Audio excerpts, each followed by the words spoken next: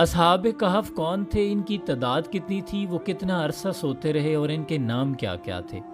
آپ اس ویڈیو میں جانیں گے ان عظیم ہستیوں کے بارے میں کچھ دلچسپ و عجیب حقائق۔ حضرت عیسیٰ علیہ السلام کے آسمان پر اٹھا لیے جانے کے بعد عیسائیوں کا حال بے حد خراب اور نہایت ابتر ہو گیا۔ لوگ بت پرستی کرنے لگے اور دوسروں کو بھی بت پرستی پر مجبور کرنے لگے۔ خصوصاً ان کا ایک بادشاہ دقیانوس تو اس قدر ظالم تھا کہ جو شخص بت پرستی سے انکار کرتا تھا یہ اس کو قتل کر ڈالتا تھا۔ اصحاب کہف شہر افسوس کے شرفاء تھے جو بادشاہ کے معزز درباری بھی تھے، مگر یہ لوگ صاحب ایمان اور بت پرستی سے انتہائی بیزار تھے۔ دقیانوس کے ظلم و جبر سے پریشان ہو کر یہ لوگ اپنا ایمان بچانے کے لیے اس کے دربار سے بھاگ نکلے اور قریب کے پہاڑ میں ایک غار کے اندر پناہ گزین ہوئے اور سو گئے۔ تو 300 برس سے زائد عرصے تک اسی حال میں سوتے رہ گئے، جس کا قرآن کریم میں بھی ذکر ہے۔ دقیانوس نے جب ان لوگوں کو تلاش کرایا اور اس کو معلوم ہوا کہ یہ لوگ غار کے اندر ہیں تو وہ بے حد ناراض ہوا اور فرط غیظ و غضب میں یہ حکم دے دیا کہ غار کو ایک سنگین دیوار اٹھا کر بند کر دیا جائے تاکہ یہ لوگ اسی میں رہ کر مر جائیں اور وہیں غار ان لوگوں کی قبر بن جائے۔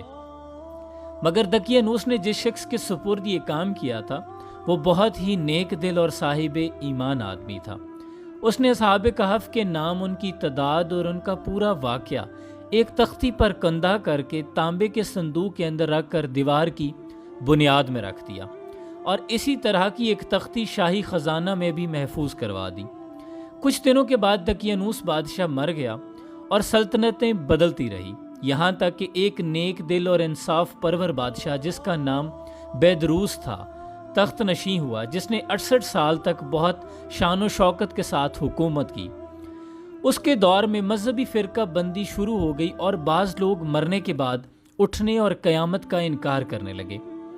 قوم کا یہ حال دیکھ کر بادشاہ رنج و غم میں ڈوب گیا اور وہ تنہائی میں ایک مکان کے اندر بند ہو کر خداوند قدوس عز و جل کے دربار میں نہایت بے قراری کے ساتھ گریہ وزاری کر کے دعائیں مانگنے لگا کہ یا اللہ عز و جل کوئی ایسی نشانی ظاہر فرما دے کہ تاکہ لوگوں کو مرنے کے بعد زندہ ہو کر اٹھنے اور قیامت کے یہ دن کا یقین ہو جائے۔ بادشاہ کی یہ دعا مقبول ہو گئی اور اچانک بکریوں کے ایک چرواہے نے اپنی بکریوں کو ٹھہرانے کے لیے اسی غار کو منتخب کیا اور دیوار کو گرا دیا۔ گرانے والے لرزہ و برندام ہو کر وہاں سے بھاگ گئے اور اصحاب کہف بحکم الہی اپنی نیند سے بیدار ہو کر اٹھ بیٹھے اور ایک دوسرے سے سلام و کلام میں مشغول ہو گئے۔ نماز ادا کر لی۔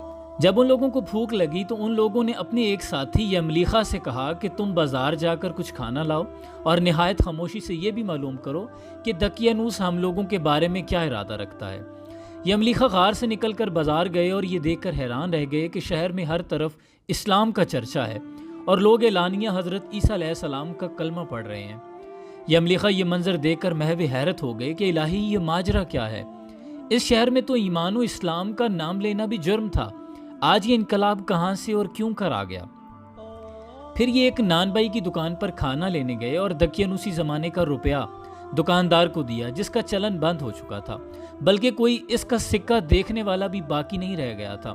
دکاندار کو شبہ ہوا کہ شاید اس شخص کو کوئی پرانا خزانہ مل گیا ہے، چنانچہ دکاندار نے ان کو حکام کے سپرد کر دیا اور حکام نے ان سے خزانے کے بارے میں پوچھ گچھ شروع کر دی۔ کہا بتاؤ خزانہ کہاں ہے؟ یملیخا نے کہا کہ کوئی خزانہ نہیں ہے، یہ ہمارا ہی روپیہ ہے۔ حکام نے کہا ہم کس طرح مان لیں کہ یہ روپیہ تمہارا ہے؟ یہ سکہ 300 برس پرانا ہے اور برسوں گزر گئے کہ اس سکے کا چلن بند ہو گیا اور تم ابھی بھی جوان ہو، لہٰذا صاف صاف بتاؤ کہ عقدہ حل ہو جائے۔ یہ سن کر یملیخا نے کہا کہ تم لوگ یہ بتاؤ کہ دقیانوس بادشاہ کا کیا حال ہے؟ حکام نے کہا کہ آج روئے زمین پر اس نام کا کوئی بادشاہ نہیں، ہاں سینکڑوں برس گزر گئے کہ اس نام کا ایک بے ایمان بادشاہ گزرا ہے جو بت پرست تھا۔ یملیخا نے کہا کہ ابھی کل ہی تو ہم لوگ اس کے خوف سے اپنے ایمان اور جان کو بچا کر بھاگے ہیں۔ میرے ساتھی قریب ہی ایک غار میں موجود ہیں، تم لوگ میرے ساتھ چلو، میں تم لوگوں کو ان سے ملا دوں۔ چنانچہ حکام نے عمائدین شہر کثیر تعداد میں اس غار کے پاس پہنچے۔ اصحاب کہف یملیخا کے انتظار میں تھے۔ جب ان کی واپسی میں دیر ہوئی تو ان لوگوں نے یہ خیال کر لیا کہ شاید یملیخا گرفتار ہو گئے ہیں، اور جب غار کے منہ پر بہت سے آدمیوں کا شور و غل سنا تو یہ سمجھ بیٹھے کہ غالباً دقیانوس کی فوج ہماری گرفتاری کے لیے آن پہنچی ہے، تو یہ لوگ نہایت اخلاص کے ساتھ ذکر الہی اور توبہ استغفار میں مشغول ہو گئے۔ حکام نے غار پر پہنچ کر تانبے کا صندوق برآمد کیا اور اس کے اندر سے تختی نکال کر پڑھا تو اس تختی پر اصحاب کہف کا نام لکھا تھا، اور یہ بھی تحریر تھا کہ یہ مومنوں کی جماعت اپنے دین کی حفاظت کے لیے دقیانوس بادشاہ کے خوف سے اس غار میں پناہ گزین ہوئی ہے۔ تو دقیانوس نے خبر پا کر ایک دیوار سے ان لوگوں کو غار میں بند کر دیا ہے۔ ہم یہ حال اس لیے لکھتے ہیں کہ جب کبھی بھی یہ غار کھلے تو لوگ اصحاب کہف کے حال پر مطلع ہو جائیں۔ حکام تختی کی عبارت پڑھ کر حیران رہ گئے اور ان لوگوں نے اپنے بادشاہ بیدروس کو اس واقعے کی اطلاع دی۔ فوراً ہی بیدروس بادشاہ نے اپنے امراء اور عمائدین شہر کو ساتھ لے کر غار کے پاس پہنچنے کا فیصلہ کیا۔ اصحاب کہف نے غار سے نکل کر بادشاہ سے معانقہ کیا اور اپنی سرگزشت بیان کی۔ بیدروس بادشاہ سجدے میں گر کر خداوند قدوس کا شکر ادا کرنے لگا کہ میری دعا قبول ہو گئی اور اللہ تعالیٰ نے ایسی نشانی ظاہر کر دی جس سے موت کے بعد زندہ ہو کر اٹھنے کا ہر شخص کو یقین ہو گیا۔ اصحاب کہف بادشاہ کو دعائیں دینے لگے کہ اللہ تعالیٰ تیری بادشاہی کی حفاظت فرمائے، اب ہم تمہیں اللہ کے سپرد کرتے ہیں۔ پھر اصحاب کہف نے السلام علیکم کہا اور غار کے اندر چلے گئے اور سو گئے، اور اسی حالت میں اللہ تعالیٰ نے ان لوگوں کو وفات دے دی۔ بادشاہ بیدروس نے سال کی لکڑی کا صندوق بنوا کر اصحاب کہف کی مقدس لاشوں کو اس میں رکھوا دیا، اور اللہ تعالیٰ نے اصحاب کہف کا ایسا روب لوگوں کے دلوں میں پیدا کر دیا کہ کسی کی یہ مجال نہیں کہ غار کے منہ تک جا سکیں۔ اسی طرح اصحاب کہف کی لاشوں کی حفاظت کا اللہ تعالیٰ نے سامان کر دیا۔ پھر بادشاہ بیدروس نے غار کے منہ پر ایک مسجد بنوا دی اور سالانہ ایک دن مقرر کر دیا کہ تمام شہر والے اس دن عید کی طرح زیارت کے لیے آیا کریں گے۔ یہ واقعہ تفسیر خازن کے حوالے سے پیش کیا گیا۔ اصحاب کہف کی تعداد میں جب لوگوں کا اختلاف ہوا تو یہ آیت نازل ہوئی، محبوب فرما دیجئے کہ ان کی گنتی اللہ خوب جانتا ہے، انہیں نہیں جانتے مگر تھوڑے لوگ۔ ان میں سے کچھ کہیں گے کہ ان کی تعداد 3 تھی اور چوتھا ان کا کتا تھا، اور کچھ کہیں گے کہ ان کی تعداد 5 تھی اور چھٹا ان کا کتا تھا، کچھ کہیں گے کہ وہ 7 ہیں اور 8واں ان کا کتا ہے۔ آپ کہہ دیجئے کہ ان کی تعداد کو اللہ خوبی جانتا ہے اور بہت کم لوگ جانتے ہیں، پس ان کے مقدمے میں صرف سرسری گفتگو کیا کرو۔ حضرت عبداللہ بن عباس رضی اللہ تعالیٰ عنہ نے فرمایا کہ میں انہی کم لوگوں میں سے ہوں جو اصحاب کہف کی تعداد کو جانتے ہیں۔ پھر آپ نے فرمایا کہ اصحاب کہف کی تعداد 7 ہے اور 8واں ان کا کتا ہے۔ یہ تفسیر ساوی میں درج ہے۔ قرآن کریم میں اللہ تعالیٰ نے سورہ کہف میں فرمایا، کیا تمہیں معلوم ہوا کہ پہاڑ کی کھو اور جنگل کے کنارے والے ہماری ایک عجیب نشانی تھے؟ جب ان نوجوانوں نے غار میں پناہ لی پھر بولے، اے ہمارے رب ہمیں اپنے پاس سے رحمت دے اور ہمارے کام میں ہمارے لیے راہیابی کا سامان کر۔ تو ہم نے اس غار میں ان کے کانوں پر گنتی کے کئی برس تھپکا، پھر ہم نے انہیں جگایا کہ دیکھیں 2 گروہوں میں کون ان کے ٹھہرنے کی مدت زیادہ ٹھیک بتاتا ہے۔ ہم نے ان کا ٹھیک ٹھیک حال تمہیں سنایا۔ کچھ جوان تھے جو اپنے رب پر ایمان لائے، ہم نے ان کو ہدایت بڑھائی۔ اس سے اگلی آیتوں میں اللہ تعالیٰ نے اصحاب کہف کا پورا حال بیان فرمایا جس کا تذکرہ اوپر ہو چکا ہے۔ اصحاب کہف کا نام، ان کے ناموں میں بھی بہت اختلاف ہے۔ حضرت علی رضی اللہ تعالیٰ عنہ سے روایت ہے کہ ان کے نام یہ ہیں: یملیخہ، مکشلینا، مشلینا، مرنوش، دبرنوش، شازنوش، اور 7واں چرواہا تھا جو ان لوگوں کے ساتھ ہو گیا تھا۔ حضرت علی رضی اللہ تعالیٰ عنہ نے اس کا ذکر نہیں فرمایا۔ اور ان لوگوں کے کتے کا نام قطمیر تھا، اور ان لوگوں کے شہر کا نام افسوس تھا، اور ظالم بادشاہ کا نام دقیانوس تھا۔ اور تفسیر ساوی میں لکھا ہے کہ اصحاب کہف کے نام یہ ہیں: میکسملینا، یملیخہ، تونس، نیونس، ساریونس، زونوانس، فلسطینس۔ یہ آخری چرواہے تھے جو راستے میں ساتھ ہو لیے تھے۔ ان لوگوں کے کتے کا نام قطمیر تھا۔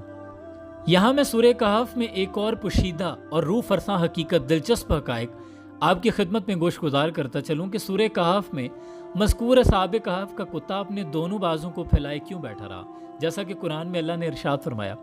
المانیہ جرمن کا ایک فزیشین ڈاکٹر بیان کرتا ہے کہ میں کسی سفر میں ایک بار ایئرپورٹ پر تھا کہ اچانک ایک نوجوان نے قرآن کا مترجم نسخہ مجھے گفٹ کیا۔ میں نے اس کا دل رکھنے کے لیے تھینکس کرتے ہوئے لے لیا۔ اس کے سامنے سے اوجھل ہونے کے بعد اس کو کوڑے دان میں پھینک دوں گا، میرے دل میں یہی خیال تھا۔ تھوڑی دیر بعد وہ میری نظروں سے غائب ہو گیا۔ میری بھی فلائٹ کا وقت ہو چلا تھا اور میں جہاز میں بیٹھ گیا۔ سفر طویل تھا، اکتاہٹ کی وجہ سے ادھر ادھر پلٹی لی تو جیب میں کچھ وزن سا محسوس ہوا۔ نکالا تو وہی قرآن کا نسخہ تھا جسے میں کوڑے دان کی نظر کرنے والا تھا، پر بھول گیا۔ خیر دل میں خیال آیا، دیکھوں تو صحیح کیا ہے اس میں، کچھ وقت بھی گزر جائے گا۔ میں نے کھولا تو میرے سامنے سورہ کہف کھولی اور میں دھیرے دھیرے ورگردانی کرنے لگا۔ اچانک میں 2 ایسی آیتوں سے گزرا جنہوں نے مجھے ٹھہرنے اور غور کرنے پر مجبور کر دیا۔ وہ دونوں آیتیں یہ تھی، آپ دیکھیں گے کہ آفتاب بوقت طلوع ان کے غار سے دائیں جانب کو جھک جاتا ہے اور بوقت غروب ان کے بائیں جانب کترا جاتا ہے، اور وہ اس غار کی کشادہ جگہ میں ہیں۔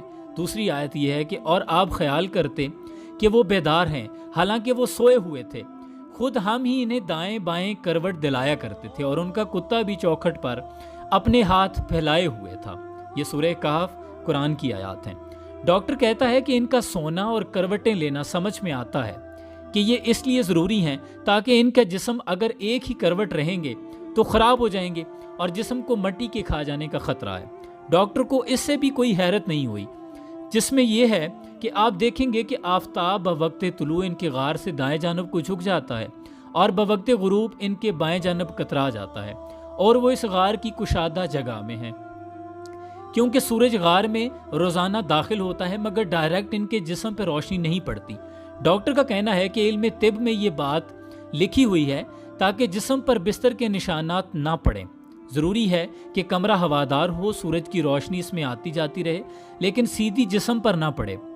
پھر ڈاکٹر دوسری آیت کے بارے میں غور و فکر کے بعد لکھتا ہے کہ کروٹ لینا بھی ضروری ہے، وہ اس لیے کہ ایک ہی کروٹ پڑے رہنے سے جسم پر زخم نہ پڑ جائیں اور پھر اس میں بدبو پھیل جائے اور زمین اپنی خوراک بنا لے۔ ڈاکٹر کہتا ہے کہ اب تک مجھے جس چیز نے سب سے زیادہ حیرت زدہ کیا وہ ان سب کا کتا ہے، جس کے بارے میں آیا ہے کہ اس نے کروٹ نہیں لی بلکہ ویسے ہی اپنے دونوں بازو پھیلائے ایک ہی حالت میں تقریباً 309 برس بیٹھا رہا، اور اس کے جسم کو کچھ نہیں ہوا، نہ زخم لگے اور نہ ہی اس میں بدبو پیدا ہوئی۔ اس آیت کریمہ نے اسے تحقیق کرنے پر مجبور کر دیا اور وہ پھر اس پر ریسرچ کرنے لگا۔ اس کی حیرت کی اس وقت انتہا نہ رہی جب تحقیق سے اس نے یہ پایا کہ کتے کے جسم میں چمڑے کے نیچے غدود ہوتا ہے جو ایک مخصوص قسم کا ہے، جو ایسے قسم کا کوئی مادہ نکالتا ہے کہ جس سے کتا اگر زندہ ہے تو اس کا چمڑا خراب نہیں ہوتا، بھلے وہ کتنے برس تک کیوں نہ بیٹھا رہے۔ اسی وجہ سے ان سب کا کتا ان سب کی طرح کروٹ نہیں لے رہا تھا۔ سبحان اللہ!